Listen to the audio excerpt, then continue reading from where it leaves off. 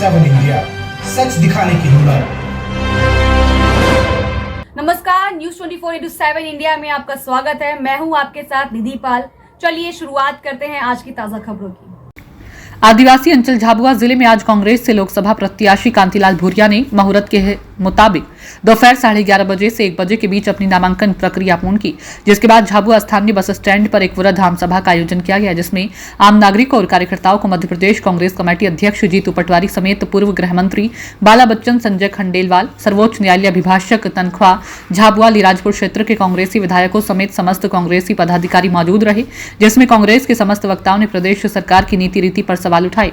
वहीं रोजगार पलायन पानी और मैनिफेस्टो के विषय में बात करते हुए वक्ताओं ने मंच से प्रदेश भाजपा सरकार मोदी सरकार को जम के आड़े हाथों लिया। अपने वक्तव्य में भाजपा प्रत्याशी वन पर्यावरण मंत्री पत्नी और परिवार को लेकर परिवारवाद का आरोप लगाया, तो वहीं मंत्री नागर सिंह चौहान को झाबुआ विधायक डॉक्टर विक्रांत भूरिया ने मंच से डाकू तक कह डाला। इसी के बीच अंत में कांग्रेस प्रदेश अध्यक्ष जीतू पटवारी मंच पर देरी से पहुंचे, जहां प्रधानमंत्री नरेंद्र मोदी पर आरक्षण समाप्त करने और लोकतंत्र में चुनाव पद्धति समाप्त कर देश में एकल राज तंत्र शुरू करने का गंभीर आरोप लगाया। आम सभा उपरांत एक विशाल नामांकन रैली निकाली जाना तय किया गया था, लेकिन आदर्श आचार संहिता की समय अवधि में सभा समाप्त न होना और रैली में आचार संहिता उल्लंघन स्थिति से बचते हुए कांग्रेस द्वारा महारैली कार्यक्रम रद्द कर दिया गया। बस स्टैंड से ही समापन के बाद सारे वीआईपी अपने अपने गृह क्षेत्र की ओर रवाना हो गए।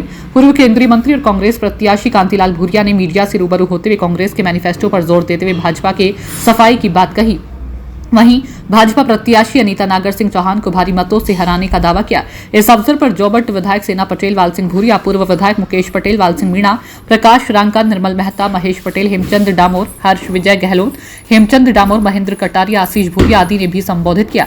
इस अवसर पर कांग्रेस अध्यक्ष ओम राठौड़, जिला पंचायत अध्यक्ष सोनल भाबर, रजनीकांत व्यास, नासिर पहलवान, गंगा मोहनिया, प्रवक्ता साबिर फिटवेल, गोपाल शर्मा, जितेंद्र सिंह राठौड़, यमन शेख आदि मौजूद रहे। झाबुआ से राकेश पोतदार की रिपोर्ट।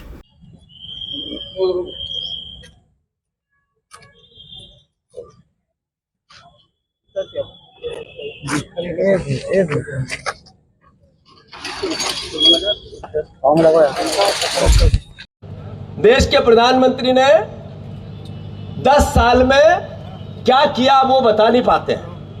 मोदी जी अब क्या उनने डिलीवर किया दिया देश को, वो बोल नहीं पाते हैं। अब वो क्या बोलते हैं?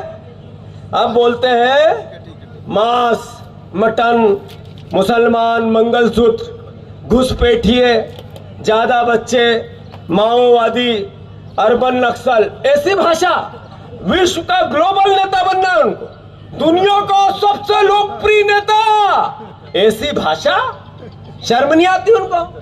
अरे इस तरह का अगर देश का प्रधानमंत्री सर का मस्तक होता है, देश के प्रधानमंत्री हमारे विरोधी है पर हमारे दुश्मन नहीं है, वो दूसरी विचारधारा के हैं, हम उनसे नफरत नहीं करते हैं, हम उनके विचार के खिलाफ लड़ते हैं। वो आरक्षण समाप्त करना चाहते हैं, हम सब आरक्षण बचाना चाहते हैं। बचाओगे कि नहीं बचाओगे?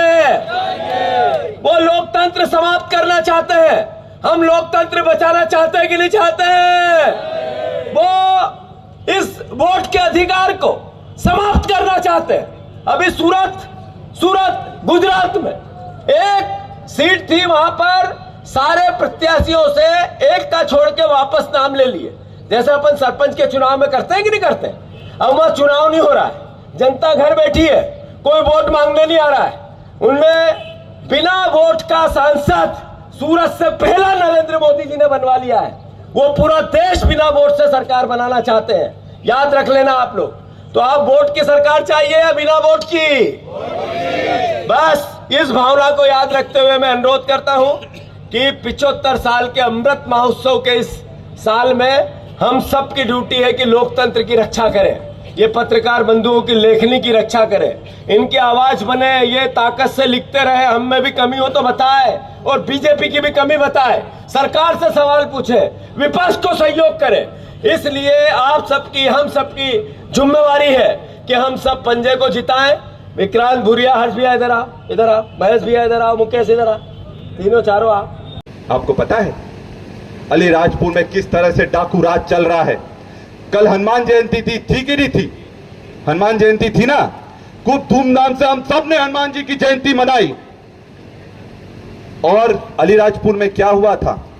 वहां पर सिद्धेश्वर राजवाड़ा हनुमान मंदिर में नागर सिंह जी से पूछना, 4 लोगों को जो भक्त लोग थे मंदिर में कत्लेआम किसने करा था? नागर सिंह जी ये बता दें, मैं चुनौती देता हूं उनको, वो ये बता दें कि सिद्धेश्वर हनुमान मंदिर में कत्लेआम किसने करा था? क्या उनसे जुड़े हुए लोग नहीं थे? वो जवाब नहीं दे पाएंगे नागर सिंह जी इसका। उसमें एक जन को जिसको मारा, शारदा नाम था उसका, शारदा, एक महेश्वरी समाज से व्यक्ति था और 2 व्यक्ति आदिवासी थे, एक आदिवासी महिला थी और उनका बेटा था। तो आप सोचो कि पूरे देश का, पूरे लोकसभा का क्या हाल करेंगे ये लोग।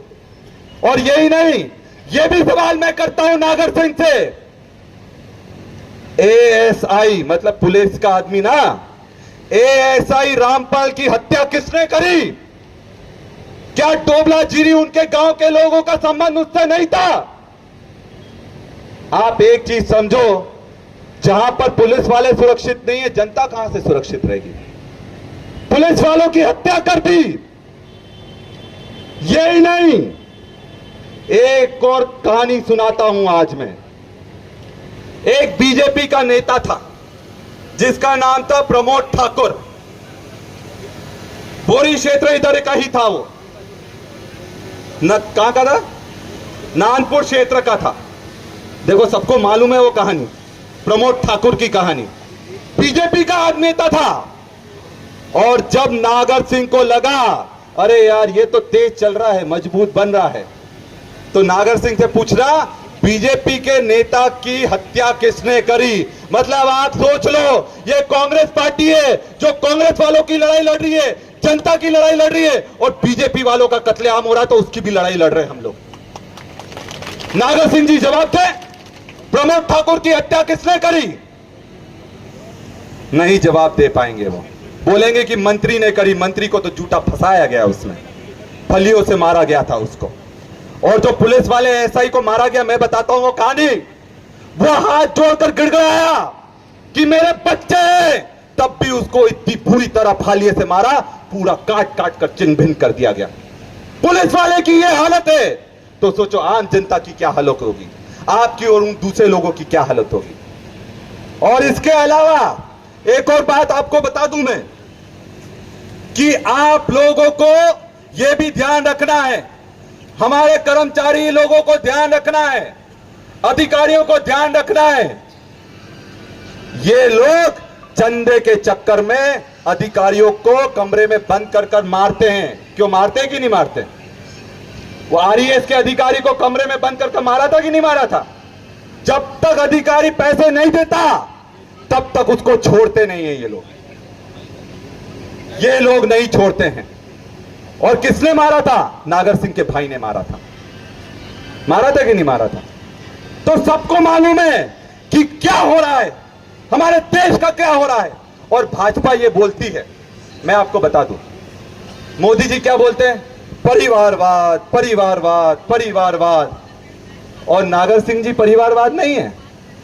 खुद नागर सिंह विधायक, उसकी पत्नी लोकसभा की उम्मीदवार, उसकी पत्नी सांसद प्रत्याशी, उसका भाई जनपद अध्यक्ष, उसके परिवार में 5 लोग सरपंच, उसके परिवार के लोग सोसाइटी अध्यक्ष।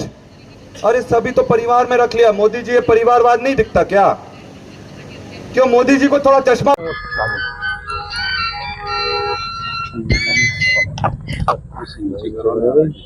13 मई को इलेक्शन होने वाला है और इसके लिए मैंने आज लोकसभा उम्मीदवार के रूप में मैंने निर्वाचन अधिकारी के सामने मैंने फॉर्म अपना सबमिट किया और सबमिट करने के बाद रसीद लेके मैं बाहर अभी आया हूं।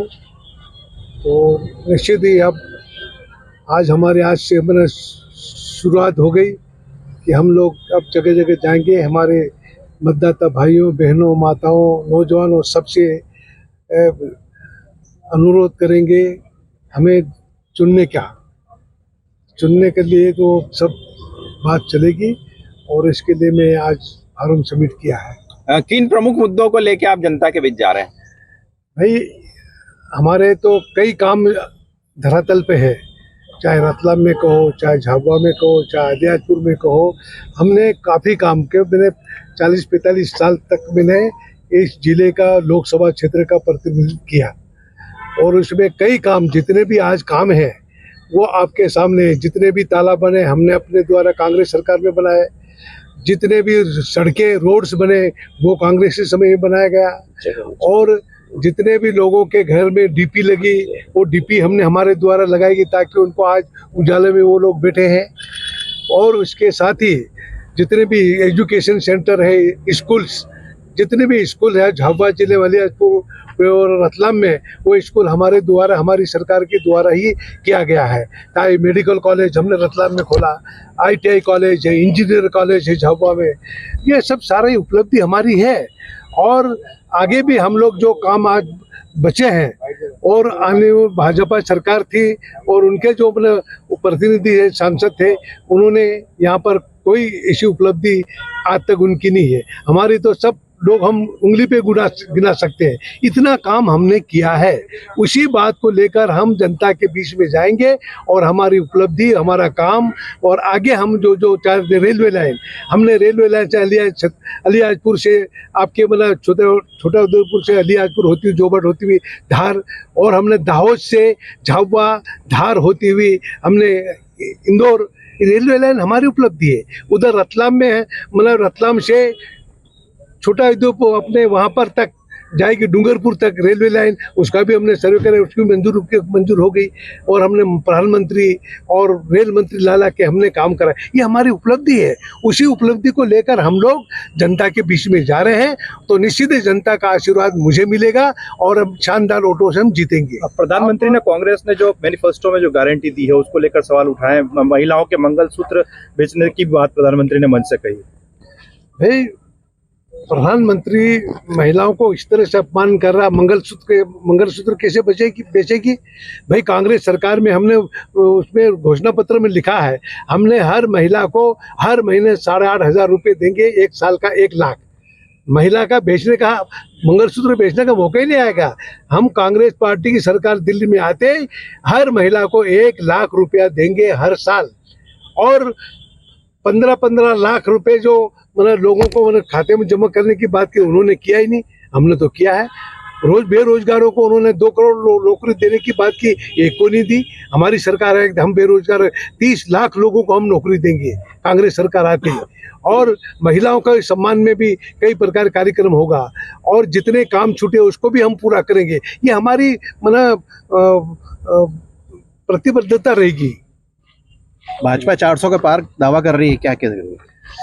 भारतीय जनता पार्टी 400 पार मतलब मतदाता को मत उन्होंने पहले उनकी जेब में आ गया। तो ये जनता का अभी चुनाव हुआ नहीं है, तो 400 पार कर लेंगे? कैसे 400 पार हो जाएगा? भाई, आज चुनाव हो रहा है, चुनाव में सब चुनाव होगा, चुनाव में कांग्रेस को आशीर्वाद जनता देगी। और भारतीय जनता पार्टी 10 साल नरेंद्र मोदी जी दिल्ली में रहे तो उन्होंने क्या किया, कौन सी उपलब्धि एक दिन बता दो, आपको भी बता दो। और अपना 20 साल भोपाल में सरकार रही, उन्होंने कौन सा काम किया? एक भी जमीन पे कोई काम उनका है तो बता दीजिए, हम तो उंगली पे गिना के बता सकते हैं। इतना काम हम लोगों ने किया है, और बाकी जो भी बचा काम, और आगे आज रेल लाइन आते अधूरी पड़ी है, हमारी सरकार आते हम उसको इंदौर तक पहुंचाएंगे। आप लोग सब बैठ के इंदौर भी जाएंगे, गुजरात भी जाएंगे, तो ये सब काम हम करेंगे। Thank you. Thank you.